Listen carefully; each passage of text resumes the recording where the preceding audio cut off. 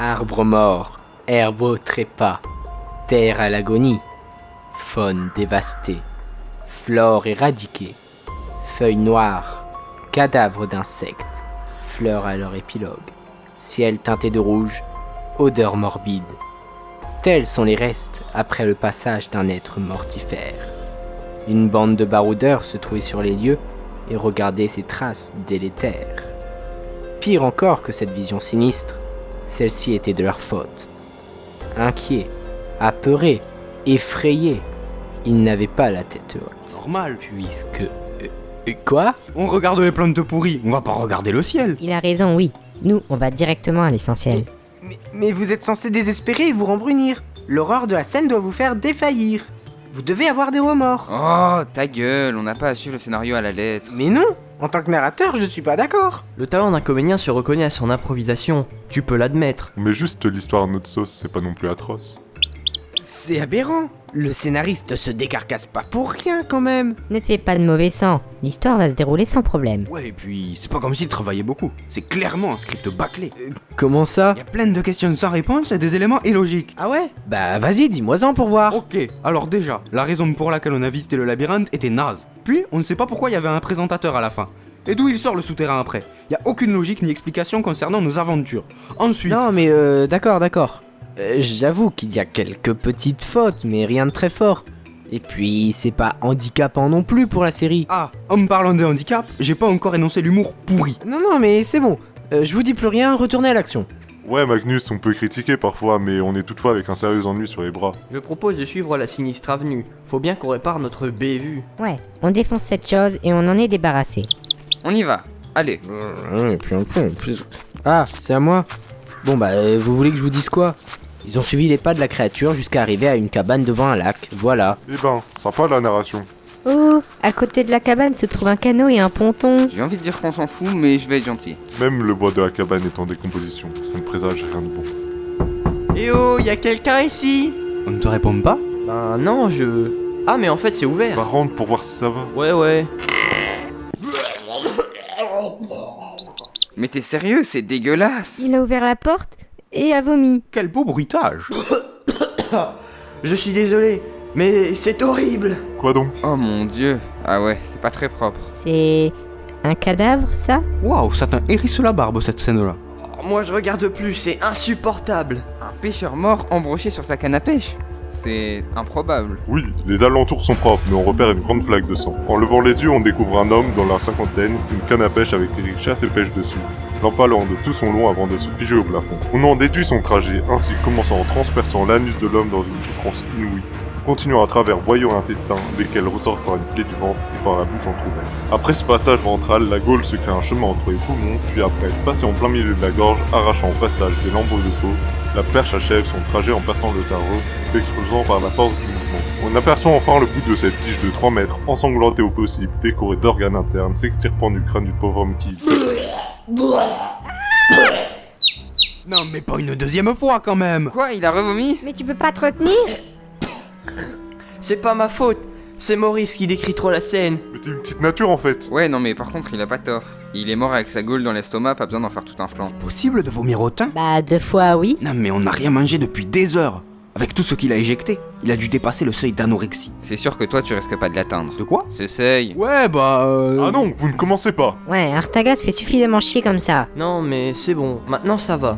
La vraie gêne ici, c'est que les traces de la chose s'arrêtent à cet habitat. Zut, c'est problématique ça. Ou mieux, souci à pou. Hein? Bon, du coup, qu'est-ce qu'on fait? J'ai une idée.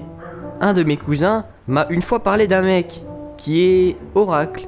Enfin, si on peut l'appeler comme ça. Et en quoi il va nous aider, ce devin? Ben, il peut peut-être nous éclairer sur ce qu'on a libéré, vu qu'on ne le sait pas. C'est une bonne idée, mais il habite pas trop loin? Non, justement, il habite une ville appelée Mouchenet, qui, si je me souviens bien, se trouve en lisière de cette forêt. Ok, alors on va le voir. De toute façon, on n'a pas d'autre option. Bah on peut aussi dire à tout le monde qu'on a réussi le labyrinthe. On deviendra des célébrités. Mais non!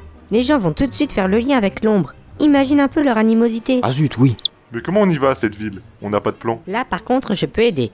Si je trouve un peu de nourriture dans ce baraquement, je peux récupérer assez de mana pour trouver la cité. Vraiment? Mais comment? J'ai un sort me donnant la direction d'un lieu tant que je le veux et le connais. Je peux ainsi déterminer son positionnement. C'est moi ou t'as quand même beaucoup de sorts? Le propre du chaman est d'avoir beaucoup d'ensorcellement, servant à tout, mais peu pour la bataille. Très bien, plus qu'à trouver à manger alors. Ouais, de la Boostify. Aussitôt dit, aussitôt fait. En un clin d'œil fut décelée une boîte de flageolets. Débuta un débat acidulé avec le nain voulant sa part à grignoter, Non, non et non, je veux manger. se soldant par une dérouillée de Maurice énervé Notre alimentation se fera à la cité. et la dégustation des légumes un chouïa périmé. Une fois absorbés et la magie activée, ils parcoururent à pied le trajet jusqu'à Mouchenet. Vous me le paierez. Là-bas les attendait, dans une grande allée après la porte d'entrée, un bruyant et grand marché. Il est pas très frais ton poisson. Bien sûr qu'il est frais, mon poisson. Pomme d'herbe à 3 pièces. Elle est fraîche, elle est tendue. Venez fumer mon herbe. Bon, maintenant on va où? C'est pas que c'est ennuyant ici, mais c'est trop agité. Faut qu'on aille voir dans le quartier louche où traînent les charlatans. C'est pas le meilleur endroit de la cité. Tu es sûr de ton plan? Oui. Il est connu pour être le seul de ce quartier digne de confiance, malgré l'ambiance. On s'en fout de tout ça. On va manger à une taverne avant. Ça peut se retarder. On doit d'abord savoir ce qu'on a délivré. Oh que non, on se restaure d'abord. Oh, mais tu fais chier! Bien content que tu défais. Ah tiens, cette échoppe là-bas, elle est très bien. Bon, d'accord, mais pas plus d'une demi-heure.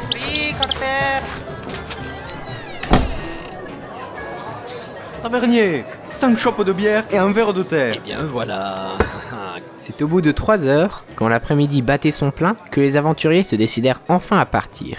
Refusant de dédommager, le nain eut une idée pas piquée des hannetons. Pour son plus grand malheur. Et si, au lieu de payer, j'utilisais l'archicube et négociais avec son résultat.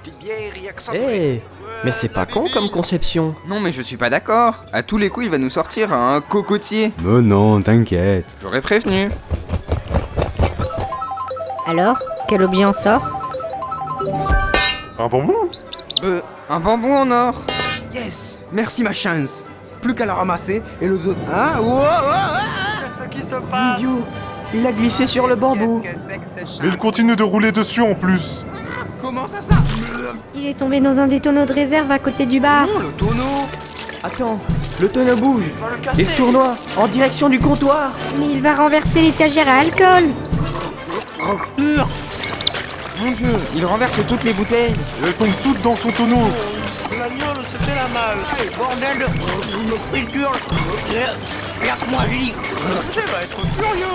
Bon sang, il a vidé l'étagère dans sa barrique. Et maintenant, le tonnelet tombe. Il y avait le cocktail partout à terre. Il se relève, avec le tonneau sur lui, le con.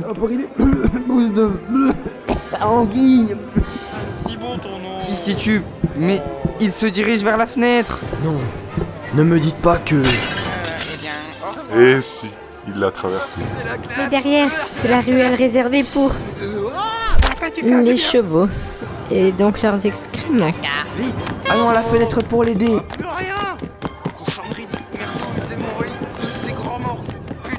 Le tonneau s'est brisé et... Oh, il est tombé dans une grosse déjection. Ah, mais les chevaux paniquent, ils courent dans tous les sens. Ouais, c'est énervant. Se fait piétiner par tous. Ah, il va finir en crêpe. Non, regarde, il arrive à avancer avec les coups de sabot.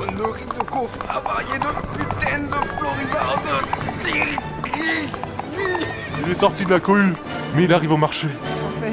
Il va foncer dans un stand. Arrête-toi, Magnus. Sinon tu vas... Oh merde. Les chopes. C'est un magasin d'artifice. Il va tout faire péter. Oh non, il renverse tout. Mais il court partout, le crétin. Tu m'étonnes, il y a de quoi paniquer. Il a dit... Il allume toutes les mèches. On va mourir.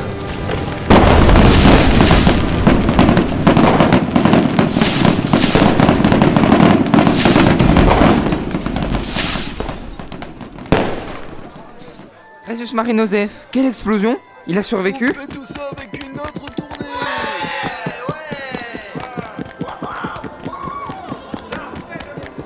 Magnus, ça va? Ok, alors on file. Hein? Il a pas envie de rembourser tous les dégâts? Je vous signale que je viens de mourir 3 fois là. Ok, alors c'est toi qui payeras. Chantage envers amourant. C'est dégueulasse. C'est le seul moyen que tu bouges. Pas étonnant que je le fasse. On dégage! On a oublié le bambou. Ça permettra de réparer les ravages. Tout de même, une telle malchance, c'est fou. Il n'avait qu'à pas critiquer mon histoire. Quoi? C'est ta faute, mais des bois? Ça t'apprendra. J'en étais sûr. On y est presque. Dans quelques rues, on sera chez l'augure. Quel quartier peu accueillant pour un hospice. Urgh, c'est sale et ça sent la pisse. Je n'ai jamais vu un endroit si peu raffiné. Hormis dans vos forêts. Ta gueule, Calimero. Là-haut, on monte l'escalier de ce bâtiment. C'est derrière le rideau. Ni une ni deux, pour échapper au relent odieux, ils montèrent à l'étage afin de rencontrer le prétendu sage. Quel ne fut pas leur étonnement de voir l'homme, disons, différent. Bonjour, chers compagnons, nous vous attendions. Hein? Et oui, nous savions que vous viendriez, car être devin, c'est notre métier. Té-hé-hé. Vous... Tu... Vous êtes... Et oui, on est si à moi, on dirait même plus. Je suis si à moi. Té-hé-hé. Bah dis donc, c'est pas banal ça. Mais je vous en prie, asseyez-vous dans notre siamoise. Hein? Mais on la connaît même pas. Mais non, notre canapé en forme de S, en soie et en coton embourré. Ah, d'accord. Ah oui, ce grand canapé. Il est bien beau. Oui, hein, il est moelleux et bien chaud. Té-hé-hé. Moelleux et bien chaud, hein? Bon, si nous sommes venus vous voir, c'est pour... Mais qu'est-ce que c'est que cette scie à bois? Une scie à bois? Mais non, ils sont siamois. C'est ma scie. Assez Et massier. si incisive? Mais elle est à toi? Oui, à moi. Vous êtes chez moi? Donc à moi. La scie à bois? Ça, moi? Donc pas à toi. Si, à moi. Qui est assis. Lui, c'est moi. Moi, c'est pas toi. Et elle est à moi depuis 6 mois. Pour les boiseries. Ils sont pas siamois? Non! C'est une scie à bois! La voix durcie. Oui, c'est si concis. Circoncis? Elle moisie. À moi, si. Oui, à toi et à moi. Mais non. Ah si. Moi, je suis moi. Toi, t'es scie à moi. Il y a moi, n'oubliez pas. Non mais en fait, elle est stupide au possible cette conversation. Tous ces dialogues sont ridicules et abscons. Bon, pas le choix. En attendant la fin de cette tergiversation, plongeons un peu dans le passé tourmenté d'un volatile bien mignon et ses complications. Âme sensible, s'abstenir. Gustave est né un lundi matin ensoleillé et chaud. Il est le fruit, ou plutôt l'œuf, lol, de l'union cloquale entre Samantha la poule et Pierre le coq. Il naquit en même temps que ses autres frères et sœurs, au nombre de 7. La suite, je le laisse vous la raconter. Bien entendu avec traduction et sous-titres. J'ai tout de suite senti que j'étais différent des autres poussins. Je suis né le dernier, mais me suis levé le premier. J'ai ressenti immédiatement un danger dans mon environnement. Alors que les autres ouvraient un grand peine leurs yeux, moi, j'analysais déjà tout. Nous étions ballottés dans une caisse sale par un gros humain en combinaison blanche. Il posa le bac en bois sur une table. La secousse me fit tomber. Il a pris un de mes frères ne comprenant rien, appelons-le Axel, et a commencé à le tripoter et l'observer. J'avais peur de cet homme. À ce moment, je l'entendis dire Mal. et jeter Axel violemment dans un tonneau rempli d'eau. Tout s'embrouilla dans ma tête, et puis je compris. Cet homme, pour je ne sais quelle raison, faisait distinction entre masculin et féminin, et noyait les mâles. Et j'en étais un. Mon corps bougea tout seul, sûrement à l'instinct de survie. Alors que les autres poussins tenaient à peine debout, moi sautai, et grâce à mes petites serres, réussis à sortir du cajot. L'homme se rendit compte, et alors que je commençais à courir, entreprit de m'attraper. Je slalomais partout où je pouvais entre les installations, virant à droite, à gauche, afin qu'il ne m'agrippe pas. Quelle course, mes aïeux! Né à peine une dizaine de minutes auparavant, et déjà je me sentais Poussin Bolt. Qui est-ce, ce Poussin Bolt? Hein? Bah oui, c'est vrai, qui est-ce? Bref, j'arrivais à prendre de l'avance sur l'homme créant derrière moi, mais je sentais la fatigue me crisper les tarses. Je repérai promptement un petit creux de ma taille dans un mur s'enfonçant dans la pénombre. Ni une ni deux, je m'y engouffrai, utilisant une dernière force. À l'intérieur, je pus avancer de quelques foulées, mais le trou du mur finissait en cul-de-sac.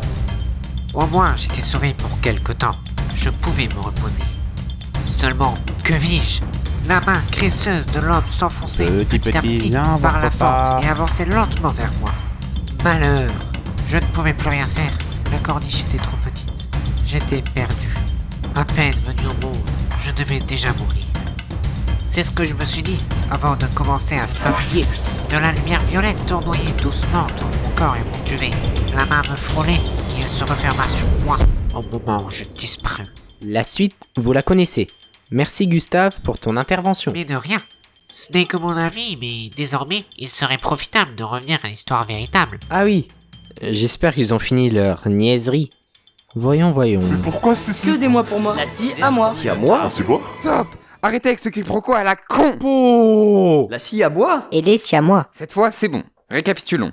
Il y a ici même une scie. Oui, ici. Bien. Et cet outil appartient à l'oracle. Un bon résumé de la débâcle. Donc à l'un comme à l'autre, car ils sont si à moi. C'est tout à fait ça. J'ai bien raison. Ben oui, non? Alors on arrête de faire chier pour un objet de merde. Ah, Calme-toi, Genalios, ça va aller. Non, j'en peux plus de cette connerie de scie. Allons, sois zen. Et évacue tes mauvaises ondes emplies de peine. Ouais mais non, les premiers vrais PNJ qu'on rencontre sont des cons, et à tous les coups ça va être comme ça durant toute la...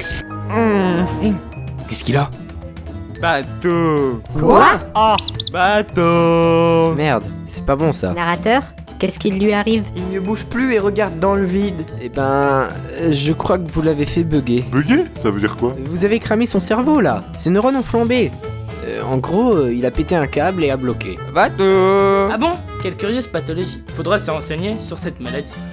J'en ai vu déjà un ridicule dans ma vie, mais alors là, c'est l'agonie. Oh, ça ne se fait pas de se moquer. Oh, mais je n'avais même pas relevé le petit filet de bave au coin de la bouche. Monsieur est à son avantage, dis donc.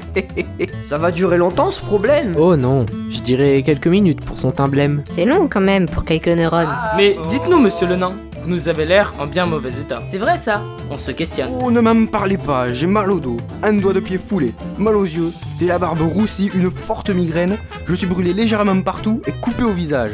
J'ai l'impression d'avoir avalé un océan d'alcool et je suis couvert de merde séchée. J'ai connu une journée plus sympa. On s'en fout. Si on est ici, messieurs les oracles, c'est parce qu'on a libéré un être. Et pour savoir ce que c'est, on est bien piètre. Ah d'accord, donc je crève et tout le monde s'en balèque. Ta gueule. Donc nous souhaiterions que vous nous informiez sur sa nature intrinsèque. Oui, on voit. Mais pour cela, il nous faudrait connaître toute l'histoire de la bougie les concernant. Ben... Bah, on n'a pas le choix. Alors... Le groupe débuta donc son récit en partant du labyrinthe José. et raconta autant que faire se peut leur Mais épopée. du coup, c'est quoi un plug? Plus ils racontaient, plus les visages de l'oracle s'assombrissaient, Un souterrain? ce qui ne manquait pas d'inquiéter nos héros.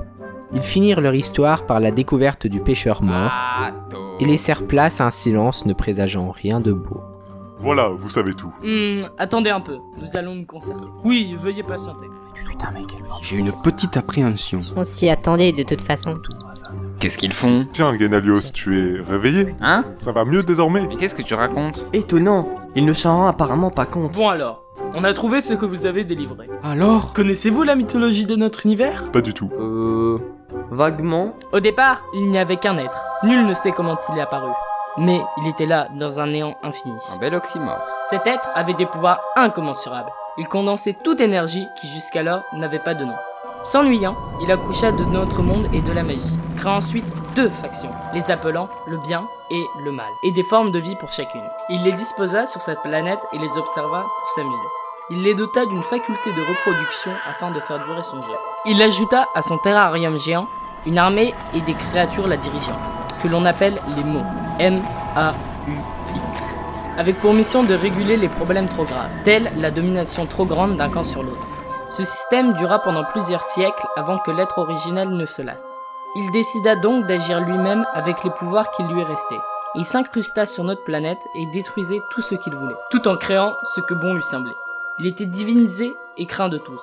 Seulement, on ne sait comment, nos ancêtres découvrirent la mécanique de scellement et au terme d'un combat de centaines d'années, réussirent à le murer. D'abord en occultant ses pouvoirs, puis lui-même. Son armée et ses dirigeants furent aussi emprisonnés. Ce fut la seule fois où le bien et le mal s'allièrent pour une même cause. Par la suite, les deux clans se reséparèrent et reprirent leur lutte éternelle. Eh ben... Quelle biographie. Oh oui. Mais ce n'est pas fini. Encore? Et oui, en effet, il y a un schisme, c'est-à-dire une divergence d'opinion quant à la mythologie. La deuxième version commence similairement. Un être surpuissant et seul. Mais ici, il n'a pas fondé l'univers seul. Il a d'abord enfanté les forces, comme par exemple la gravité, et ensemble, ils ont donné la vie à la magie. Ensuite fut créée une autre entité, appelée Matière, qui fabriqua les éléments d'Ogé. Ce sont cette entité et l'être suprême qui fondèrent notre monde. Notre planète était alors fade et triste, car sous la domination de l'être profitant de ses pouvoirs. Toutes les formes de vie devaient lui obéir. Seulement, il y eut comme un dysfonctionnement entre la matière et les formes, créant une abstraction d'une puissance égale ou presque à l'être originel. Cette erreur créatrice fut plus tard appelée la vie et apporta aux pauvres habitants de notre planète l'espoir et l'ambition.